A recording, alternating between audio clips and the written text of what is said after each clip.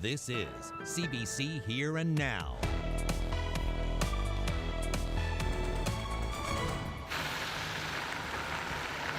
The cleanup after yesterday's storm, a flash freeze followed the flooding, leading to challenging cleanup conditions and a huge demand for salt, plus, of course, the usual complaints about snow clearing. We're going to talk a bit about the weather tonight. Good evening and welcome to Here and Now. I'm Anthony Germain. And I'm Carolyn Stokes. Well, what a difference a day makes. It certainly does. City crews still cleaning up in St. John's after unexpected flash flooding that was followed by flash freezing.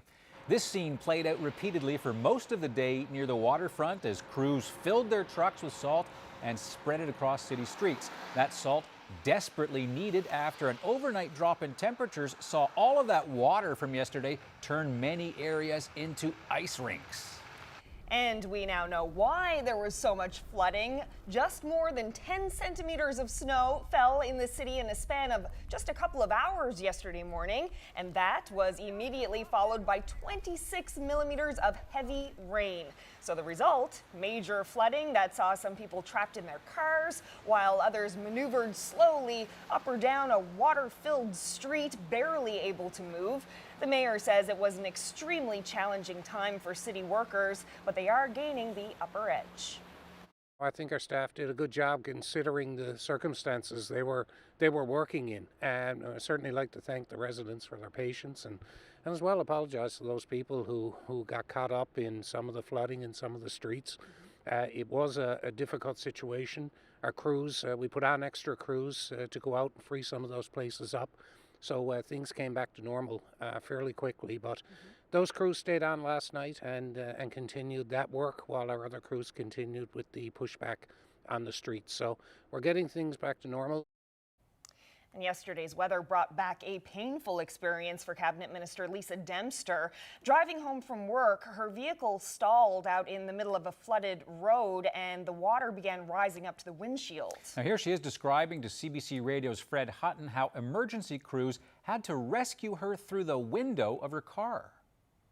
I lost my son in a drowning accident, and probably my greatest nightmare in life that I was always fearful of was being stuck in a lot of water, and that happened to me yesterday. So I didn't exactly maintain my composure. I like to think I'm a fairly strong individual and I've dealt with a lot of adversity, but when they backed the truck out, I think initially they were going to open the car door and then they realized the car is going to fill up pretty quickly because it's so deep, and then they said, "Can you get through the window?" I said, "I'm sure I can get through the window. I'm not that big in stature." And so even that was, trying to get your upper body out front on and then getting turned around. The first attempt, all that didn't work, so they changed to maneuver the truck around a bit. Then they got a deep ladder, so I got out through. I'm in my dress and very high heels and all that. Fred, I'm coming from work. It was a normal day. Got me onto a ladder and then from the ladder into the truck.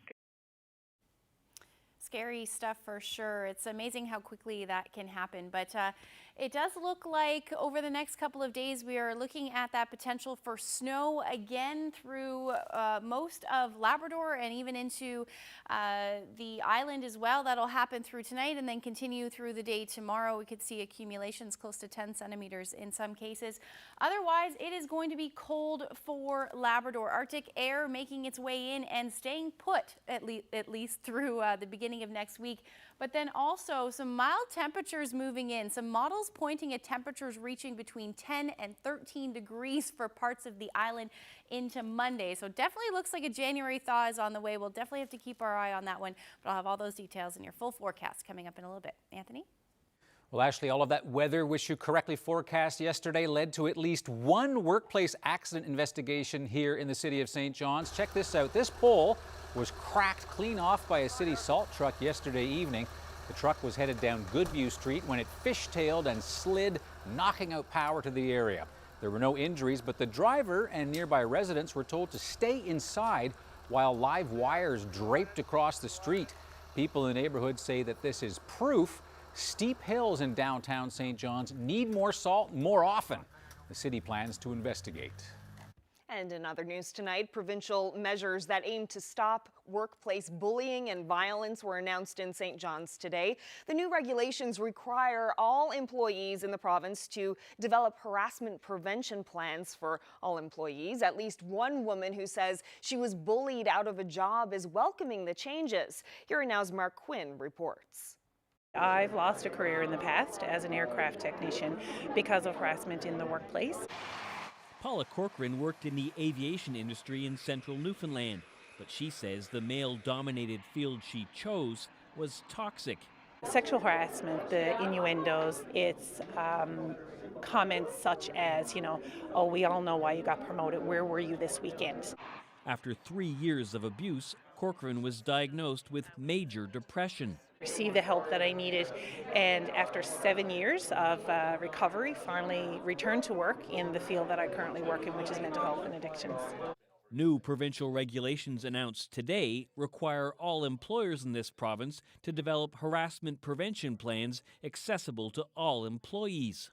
This is giving individuals like myself who are finding themselves in those situations some avenue to know that, hey, my employer recognizes this as a need, as a concern, and they've laid a path for me. I can actually take these steps to address this in the workplace and not have ramifications or retaliation. There's a lot more work to be done, and we need to do better. Provincial leaders and bureaucrats say these changes are badly needed because incidents of workplace violence appear to be on the rise in this province. Over the last decade, there's been over a 70% increase in workplace violence in this province. And in 2018 alone, Workplace NL accepted more than 230 claims that were caused by violence in the workplace. Hogan said more than 85% of those claims come from the healthcare sector, and long-term care facilities in particular. And that's an area where we clearly need to do better to protect all individuals in the workplace. Hogan believes that requiring all employers to take action to stop harassment will reduce workplace violence. Mark Quinn, CBC News, St. John's. Police in Bay Roberts have an unusual warning tonight, one that comes after a noticeable spike in emergency calls last month. The RCMP say a child called 911 more than 200 times on an inactive cell phone. Old cell phones, even if they're not connected to a monthly plan or pay-as-you-go minutes, they can still call 911. And they say these types of calls take resources away from real emergencies. Police say sometimes parents give the old phones to children so they can play with them, but parents should remove the batteries first to prevent nuisance emergency calls. 4 Innu hunters charged with illegally killing caribou are now mounting a constitutional challenge in Happy Valley Goose Bay. The charges stem back to an alleged illegal hunt in 2013, shortly after the province brought in a hunting ban on the George River herd, a herd that's been in steep decline in recent years. 10 men were originally charged, but 6 of those men have been acquitted. Jacob Barker has more. Well, the importance of this application to the Innu people is plainly obvious here at the courthouse. The gallery has been packed over the last couple of days with people listening intently to the testimony of their elders. There is an onus on the Innu defendants to prove that they have an Aboriginal right to hunt, and there is a legal test that's set out about how you prove that right, and we are leading evidence to establish that legal test. The test is that it was integral to their distinctive culture since the time of European contact. The testimony is all about how caribou has been an integral part of Innu culture for generations. At one point today, well-known Innu elder Elizabeth Panashwe showed the court different traditional uses for the caribou. The court also heard about medicinal uses of the animals and a celebratory feast called the Mokashan, which honors the caribou. 88-year-old Sebastian Panunzi spoke in detail about that. Listening to the elder testify that he mentioned the importance of the caribou for the uses and our food supply for many generations, and we need to keep that right. In earlier hearings, photo evidence of the alleged hunt was introduced along with testimony of wildlife officers. It took place shortly after the province had announced a 5-year ban on hunting the George River herd. Prody Poker, Grand Chief at the time, said that Innu could continue to hunt the caribou despite the ban, and that if they were caught, they had the support of the Innu Nation. and the current council is making good on that promise. We have to remind the courts and tell the courts the importance of caribou. It's our inherent right is before the courts, and you know, our elders are involved in this process, and the leadership is also involved, and we want to protect our inherent right. Wente says that if they're successful in proving that the men have an Aboriginal right to hunt, the challenge will move on to a second phase, and in that phase it will have to be proven that the caribou hunting ban is justified for conservation purposes. Jacob Barker, CBC News, Happy Valley Goose Bay. And despite the low numbers of caribou and the call for an outright ban from other Indigenous groups in Labrador, Grand Chief Rich says the Innu are weighing the idea of a ceremonial hunt this year. He says he's concerned about the low numbers and it's a sensitive subject in the communities. We have to be very careful on this ceremonial hunt, and we have a plan as well that we will be sharing with the governments, both level of the governments, and you know, Innu Nation, and we'll take restrictions as well. We'll put in restrictions. We'll tell the hunters, and no, don't overkill it, don't overkill it. And this is an example that we have working, and our people are working on that, and hopefully by the next couple of weeks we'll have that plan in place. A former RCMP officer is on trial for child luring charges that were almost stayed. While stationed in Hopedale, Ian Callback allegedly used a computer to lure a 15-year-old girl. She testified in August that Callback messaged her on Facebook and offered to send her money. She said the conversation turned sexual when she video chatted with someone who she believed was the officer. The charges from 2013 were stayed at one point because of how long it was taking to get this to trial. But the Supreme Court overturned that decision last year. The trial is expected to run until Friday. Well, Phillip Pin is out of prison and staying in a Nova Scotia halfway house. The convicted killer was serving 8.5 years federal time for the 2011 shooting death of his best friend, Nick Windsor. The botched robbery happened at a garage on Portugal Cove Road in St. John's. Pin was supposed to be released 6 months ago, but was charged in a jailhouse assault. The Parole Board of Canada considers Pin the founding member of a gang and believes he's at a high risk to reoffend. He's been released under strict conditions. A new batch of RNC recruits started training this month, and this is the first class since the force scaled back its eligibility requirements. And as Here and Now's Ariana Kelland reports, the class of 2019 is already looking very different. Once your pistol is clear, go ahead and disassemble and lay it out as you were taught last week. 28 recruits, 21 men, 7 women, all ready to join the force. But this year's group is distinct, with a variety of backgrounds. We got a lot of tradespeople that came through. We have people who are millwrights, people who worked on the oil platforms, people from Muskrat Falls as that project is starting to ramp down. The youngest recruit is 19, the oldest is 47. Last year, the force removed once mandatory university courses and cut the police training program in half. They also now pay cadets. By doing so, Brennan says the RNC has opened its doors to people they normally wouldn't see. A lot of people in this class have children, and that was something that we had seen in limited amounts before. But the changes to the program allowed men and women who have families who were mid-career to be able to consider an application for something they've always wanted to do. And not just career diversity, cultural diversity too. More applications from Indigenous people and visible minorities. Brennan says having a force that reflects the community is vital and more of a priority than pushing academic credentials. When you have men and women who wear our uniform, who can be able to relate to anyone, because you don't know what college you're going to go on, there's amazing chemistry that can be generated from that. So our approach was to cast our net wide and see who can come in, and this class that we have right now is representative of that. Within the 521 applications received by the RNC was Abir Hassan, with a business background and a dream of becoming a police officer.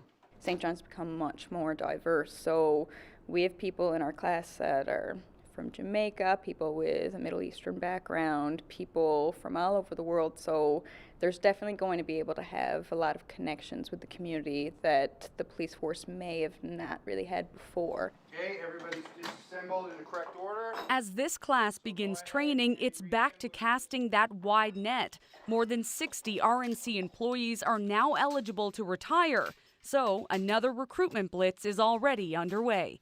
Ariana Kelland, CBC News, St. John's. A year ago this week, the January floods. Heavy rain, mild temperatures, high winds wreaked havoc across this part of the province. Each and every time there's a major rainfall now, it's still continuing. Colleen Connors checks in. That's coming up.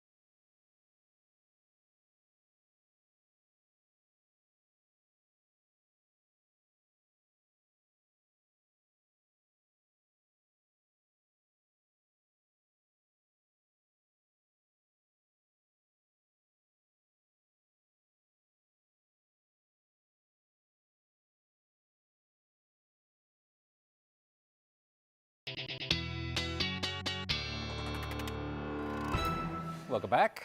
Well, lots of people woke up to frozen driveways, hunks of ice everywhere. It was not pleasant. I saw somebody poking away with a plastic shovel, and it just looked completely futile. I know. I saw someone in rubber boots trying to get rid of the snow and like shuffling on the ice. Like it was just, it actually made me nervous. It's dangerous. It was bad in some spots, Yeah. Well, the reason for that was because we had that flash freeze, which we anticipated would happen. If we take a look at the temperatures this morning, down from 2 degrees in the afternoon, well, 3 degrees in the afternoon in St. John's, down to -6 by the time the morning rolled around.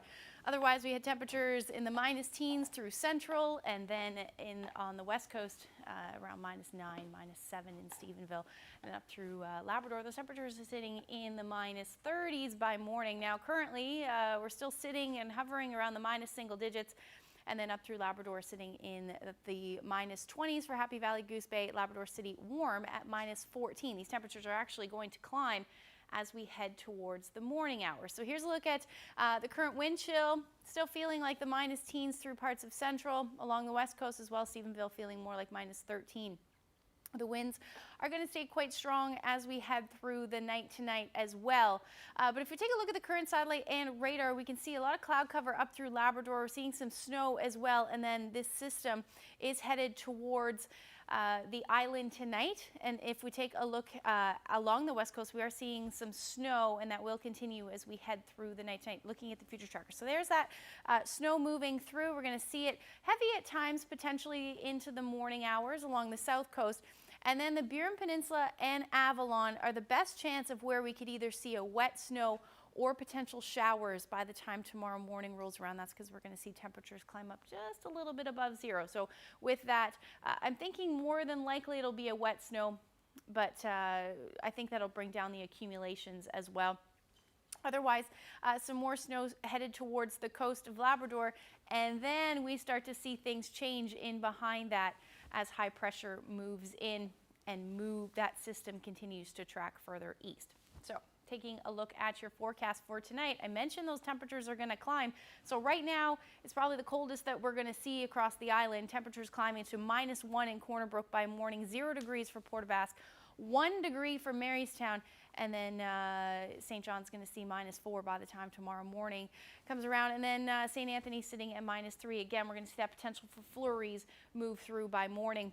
Otherwise, tonight for Labrador, you can see those temperatures. Now, more of a southerly flow for the eastern portion of Labrador. Happy Valley, Goose Bay going to climb to -16, -18 in Nain. That's still around seasonal for this time of year, but then we're in that northwesterly flow for Labrador, so you're going to stay quite cold. -28, those wind chills feeling closer to -41 through the overnight. So then by tomorrow, just as quickly as they climb, they're going to drop back down. So temperature going down to -10 tomorrow afternoon along the west coast. So southwest winds, though, gusting upwards of about 70 kilometers per hour. So we're seeing some onshore flurry activity and then windy conditions as well. So blowing snow is certainly possible. -7 in the afternoon for Marystown, and then sitting around 1 degree for St. John's. That's why I'm thinking things will be more of a rain-snow mix through the afternoon. Or a wet snow rather. -27 in Labrador, and then look at these temperatures. Cartwright going up to -8. The Straits -3 by tomorrow afternoon. So we are in for a little bit of a roller coaster. Talked about that yesterday. A little bit more confidence in the forecast, but I'll have all those details coming up in a little bit. Carolyn? Thanks, Ashley. Well, a year ago this week, the west coast of the island was hit with massive flooding. Mild temperatures and rain melted all the snow, causing floods, road closures, and landslides. Here and Now's Colleen Connors has a look at the repair efforts and Band-Aid fixes a year later. This section of the Trans-Canada Highway looked a whole lot different this time last year. Double digits then, now -10 on the west coast. This is where the road cracked in half, like a crater, just outside Little Rapids because of the heavy rain, high winds, and mild temperatures. Devastation all over the west coast this time last year, especially just down the road in Deer Lake, where people's backyards were falling into the Humber River. The river rose, pushing chunks of ice down the river. Land gave way on the banks, crumbling away backyards, lands, and light poles. A very different scene than today. This is the kind of winter that we're used to, Colleen. So it's to see compare last year to this year, day and night, and the difference. This is what the Humber River is supposed to look like in January. There is even an ice rink in the works. But just around the turn, last year's landslides still cause problems. The erosion piece of it now, the bank is kind of scraped off to the sand and gravel. So each and every time there's a major rainfall now, it's still continuing. The town applied for disaster relief money to fix the bank and stack it with strong armor stone. With help from some Capital Works money, that $1.5 million project will start when weather permits. Ball says the disaster relief money can only cover what was damaged, not prevention tactics. He hopes the wall will hold up. With the way our climate is changing, it's a guess. You know, we're hoping, our engineers have been working very closely with, and we're hoping that this is going to be a long-term fix. When the spring thaw hits in a few months, Ball hopes more land doesn't shift and crumble, exposing water and sewer lines. He says residents in the area are not worried, and construction on the stone wall should start this summer. While some people in Deer Lake are still waiting for repair, it's hard to even believe that this highway was cracked in two just over a year ago. But many places on the West Coast are still trying to recover from that horrible flood in January. Colleen Connor, CBC News, outside Little Rapids. I remember I was there and you were there. We were both sent there to cover it for Here and Now and CBC NL, and it was incredible. It was jaw-dropping, actually. Yeah. Marble Mountain, I remember the crevice just ripping right through the hill. It was amazing. Yeah, now they're enjoying much better weather, of course, at Marble as well as some cold winter times, but Ashley's got some news for you. It's going to warm up a bit, so stay tuned for that coming up a bit later on Here and Now. It's like you get a natural high when you can do things that, you didn't think you could. From losing her fingers and toes to powerlifting. Elaine Dodge Lynch shares her inspiring story as part of a new series on Here and Now, and you really don't want to miss this. Stay tuned.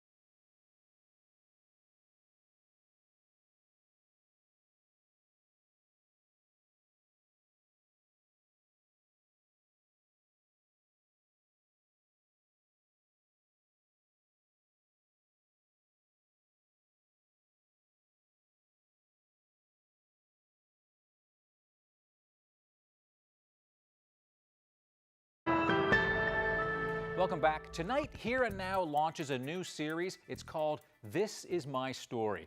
Now, you're going to notice some familiar faces, and that's because we're checking back in with some of the people who were previously featured on Here and Now. And these are people who've dealt with some major life-changing events.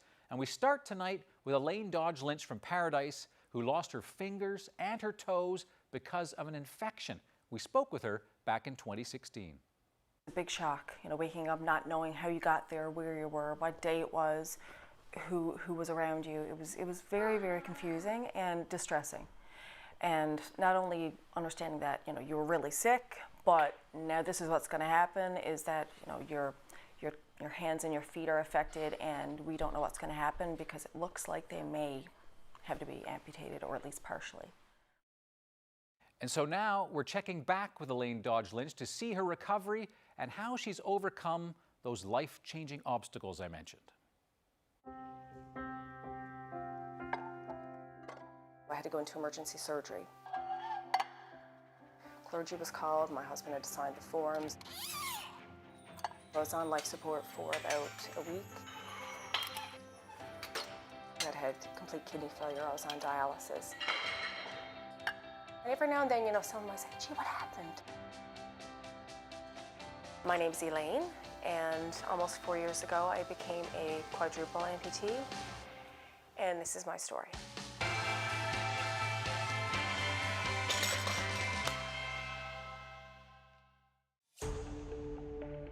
They found out that it was a group A strep infection, which had led to toxic shock syndrome. Because of the medication they had to give me to save my vital organs, it took the blood from my extremities, and I ended up having to have 4 amputations. It was a huge adjustment. I couldn't do much for myself, to be honest. I remember when I was at the Miller Center for my physio and my rehabilitation, I really wanted to come home. We had 2 small children at the time. They were 2 and 6. So at week 10, they finally said, okay, we'll let you go home. Everything was a challenge. Going up the stairs, eating, my kids needed to go to school. I couldn't really help out that much. My routine is very similar to anyone else's, except again, I have to think steps ahead. All the everyday things that you take for granted mentally exhaust me, as well as physically. Trying to learn to do my hair again was quite a challenge. Initially, when my fingers were so tender and so sore, the occupational therapist was trying to come up with some way for me to just do a ponytail, something, because I didn't want to cut my hair off because of it. And my daughter is 6. She has long, beautiful hair, and I need to be able to do her hair. It sounds simple, but it's a big thing. I really don't care about my own so much. It's my daughter. I want to make her feel good, so that her mom can do things. So I have a PhD, and I was a biochemist at Memorial University, so I was a research scientist there, and I also taught. My job was a lot of hands-on. I worked in a laboratory, so I can't work with chemicals. I can't do the fine hand manipulation that I used to have to do. So as of right now, work is kind of off the table. I have prosthetics, but it was a long time coming. So this one goes on just like a glove. It's a snug fit. And the prosthetist at the Miller Center hooked me up with a company called Ottobock in Ontario. They're one of the best in the world. So I spent 4 full days in the Ottobock silicone lab, and that's how long it took to get all the casting of my limbs. I love the look of them, but realistically, they get in the way. And I tried to drive with them on one time, and I looked at the wheel, and one finger was pointing that way. Like they turn, it almost feels like I have a Halloween costume on sometimes, because I have these big extensions on my fingers. But they are lovely. The shape for my hand and the length of my hand was done from a photocopy my kids wanted to do. We have a printer that has like a photocopier option, and before I got sick, I don't know why, we're just fooling around one day, and we all put our hands on the photocopier and photocopied our hands. So they took, I brought the photocopy with me, and they took those dimensions for my hands. And I'm like, whoever thought I would have needed that? And we have it framed on our wall because it's really important. And my feet were casted for my mom's feet. Because I just couldn't describe how I could picture my toes. I just couldn't show them. So I got my mom to cast her feet for me. And so I have my mom's toes. So this is it's a custom insert. It's like you would get an orthotic, but this one has a custom toe filler. And because I don't have a natural arch anymore, it does what it can to give me a proper shape. And this took a lot of practice. And a lot of the times it comes undone because I can't tie them tight enough because I can't grab tight enough, but yeah. The sad part is I can hardly remember what I was like before. I had 37 years with fingers and toes, and it's like I can't remember much of it.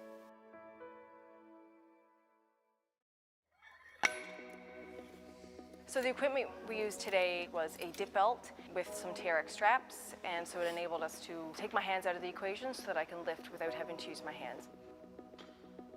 When I do the deadlift, I have to keep myself from going forward. Same with the squat, because when you get that heavy weight on your back, if you teeter at all, you usually have your toes to save you, and I don't. So yes, balance is a big thing, and getting a strong core is essential. So, then when I go home, this helps me with my stairs, with my taking groceries. It's a huge benefit to my everyday life. Oh, it's great. It's like you get a natural high when you can do things that you didn't think you could. Good job. What drove you to get back on track to try and make things normal again? And what drove me? Oh, yeah. My kids, 100%. They needed the mom to do what a mom does, and I love them so much. It was them.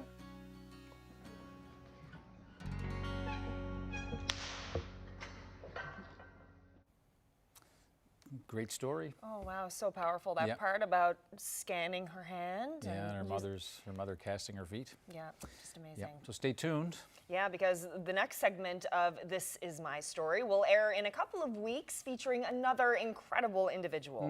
We're going to revisit Debbie Maloney, who suffered a stroke when she was just 36 years old.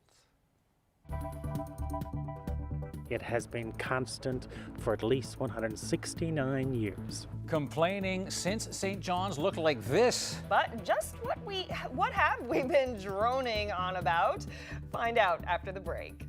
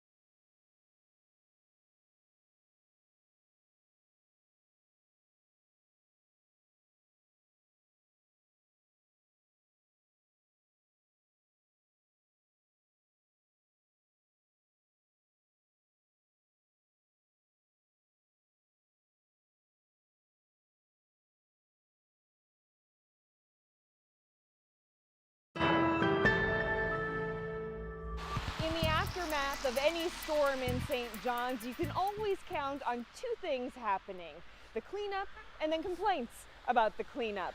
It's nothing new. Townies have been complaining about snow clearing on the streets and sidewalks of St. John's since the 1800s. I spoke with an archivist who has the records to prove it. So Larry Doe, you have been digging into the archives here at the rooms. Can you tell me how long have residents of St. John's been complaining about snow clearing in the city?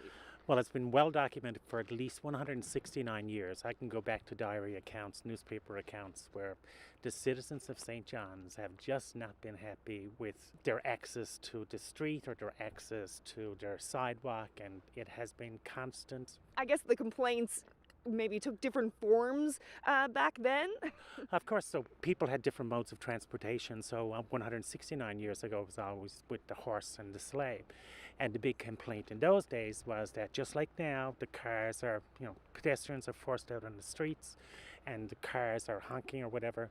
But back 169 years ago, the horse and sleigh was there, but the pedestrians didn't have a chance because you couldn't hear the horses behind them. So then the city said, well, if you're going to have a horse, you're going to have bells and whistles on that horse so that the pedestrians know what's happening behind them because they're forced out into the streets. So pedestrians took a bit of precedence back there. Yes, and the sidewalks are all about the citizens of the city, the citizens of St. John's. Mm-hmm. So the sidewalks are theirs, and precedence should be given to the pedestrians. I guess that's changed a bit over the years. It has changed usually. Like, so when anyone was walking around St. John's yesterday or trying to get home St. John's yesterday between the snow and the rain, well, you were driven out into the street. There was a time that those cars would have to ease back and allow the pedestrians their rightful access to the streets. Mm-hmm. And you saw some newspaper articles, warning people about walking around the city? Oh, there's a ton of newspaper articles or a ton of letters of complaint that are going in to the editors of the newspaper. And in the archives, there's a huge number of photographs that document huge snowfalls that are in the city, in the province, really. And where you see what we have now is, this is really not a snow day. This is not a snowstorm. You haven't lived through the 1880s and the 1890s and the 1900s.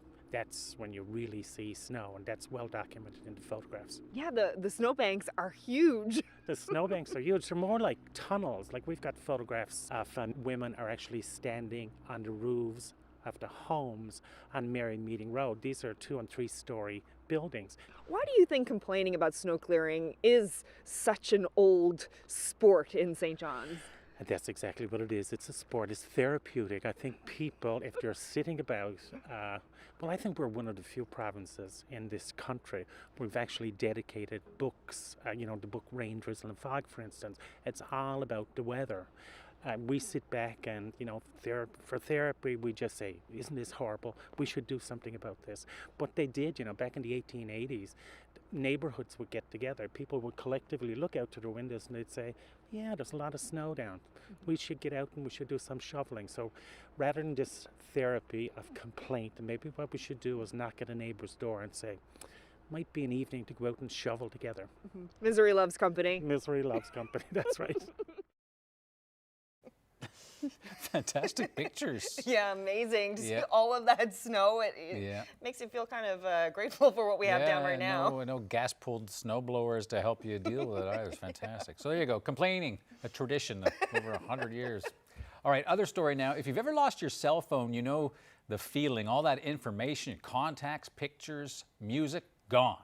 Yes, but how far and how long would you go to get it back? Anthony? Well, the CBC's Bonnie Allen will bring us the tale because I don't want to go into my horrible stories about lost mobile phones. This is the story of 2 fishermen who went to great lengths, or in this case, depths, to find a phone. Fishing, we're having a great day, we're catching lots of perch. Every fisherman loves to brag about the big catch. This story is no different. Luke Lemoyne was recently ice fishing with his daughter Emily and buddy Jason Matity. So I bent over and the phone just plopped right out. Didn't even hit the edge of the hole. I didn't even get a chance to try to grab for it or anything. It just went right in, directly in the hole. And then I'm starting to think about, all the photos and the stuff I've got saved on there. And that dark object is the phone. That's the frustrating part. You could see it on our underwater camera. So we knew it was there. We knew where it was. The cell phone was 9 meters down below the ice in a dark, murky lake. Lemoyne knew the phone was a lost cause, but the SD card contained precious photos of his late father, who died of cancer last year. Well, I last saw my dad last May, and then he died a month later, so we had a good visit. I knew the pictures were on there, and I hadn't backed them up. And it was a leather case, so you thought if you could get a hook in there, you might be able to just snag it.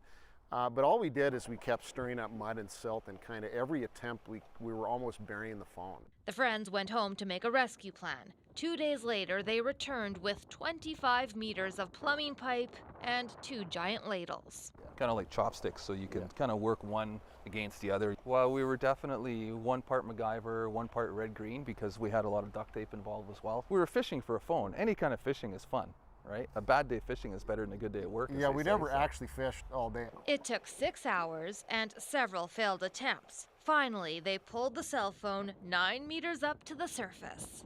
The feeling of success was as good as catching any fish that I've ever caught before. Lemoyne put the SD card in a bucket of rice, and a week later got the photos of his dad back.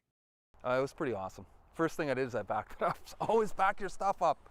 Bonnie Allen, CBC News, Regina. Wow. All right, he was one of Canada's biggest stars in the 80s and 90s, and now Corey Hart is being inducted into the Canadian Music Hall of Fame.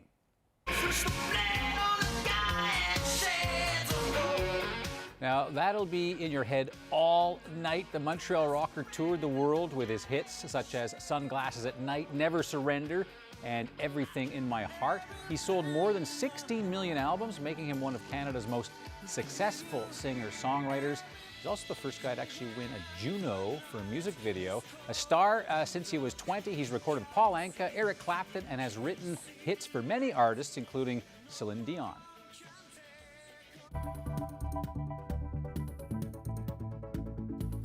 The skating rink we all woke up to this morning might melt as we head through the day tomorrow, even more so towards Monday. I'll have all those details in my full forecast coming up.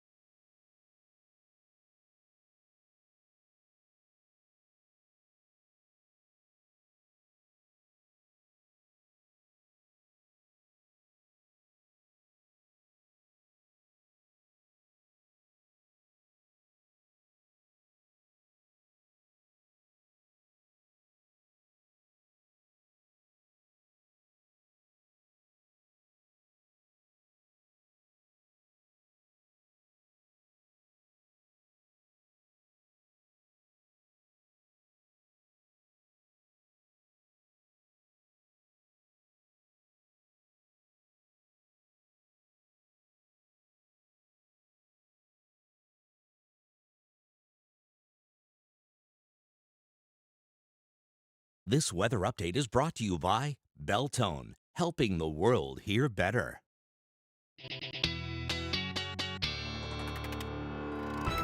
All right, well, we certainly flogged the ice and rain and freezing and cold, so let's take a look ahead. What can we expect? Is this stuff going to melt? Well, we're going to see a little bit more snow as we head through tonight and into Friday morning. Taking a look at the map right there, about 5 to 10 centimeters along the west coast and then down through parts of the south coast as well as Labrador. And then otherwise we're looking at a trace, maybe 5 centimeters of snow for the rest of the island, and then north of Regula it looks like into Friday morning. Now, Friday things will generally settle down and we'll see temperatures dipping again because a big ridge of high pressure moves in. We get into that northwesterly flow yet again, bringing those temperatures down.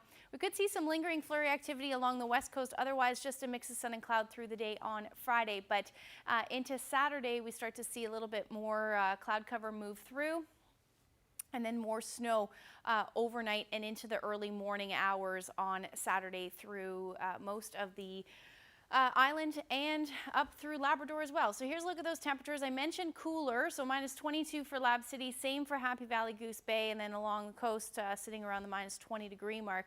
And then for the island, temperatures dipping back down into the minus single digits. So we're cooling back down with that potential for some flurries, otherwise a mix of sun and cloud, and then things will eventually clear out through the afternoon. Now, looking ahead, this is when things get a little bit messy. So Friday overnight into Saturday is where we'll see that snow move through. Again, a little bit of a warm-up possible for the Avalon and parts of the Burin Peninsula. We could see some mixing, some freezing rain possible, changing over to rain, but in behind that system back into that northerly flow, and then again cooling down again up through the Labrador coast. We've been watching this for the past couple of days.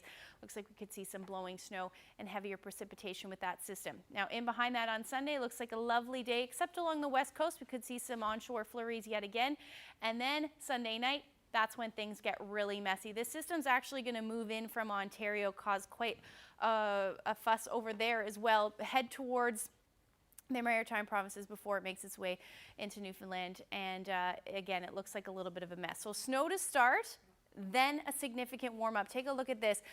Temperatures are going to climb quite significantly into the teens rather, through the afternoon, with some heavy rainfall expected along the west and south coast into the afternoon on Monday. North of this system should stay all snow, and then it sticks around for a little bit. So if we look at the 5-day forecast, roller coaster temperatures. So 1 degree tomorrow, minus 6 on Friday, up and then down again, and then 8 degrees by the time Monday rolls around. And with that system, we're going to see some windy conditions as well. So same thing for central Newfoundland, could reach about 10. This is probably being pretty liberal. 10 degrees right now is what I'm showing for Monday. And then again, that roller coaster. Now along the west coast, things, same thing, minus 10 on Sunday, and then rising to 10 degrees by the time Monday rolls around.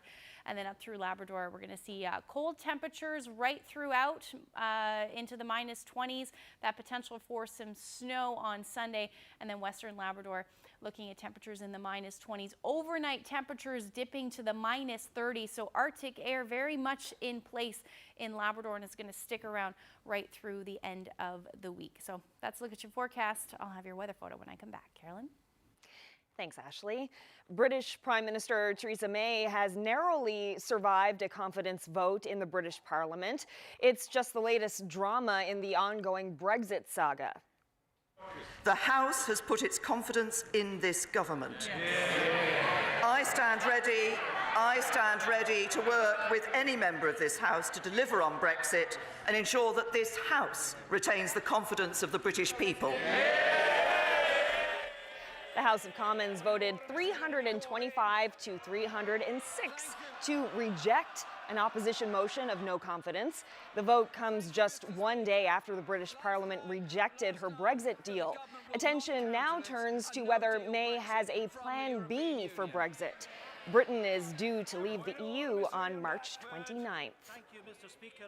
A second Canadian has disappeared in the West African country of Burkina Faso.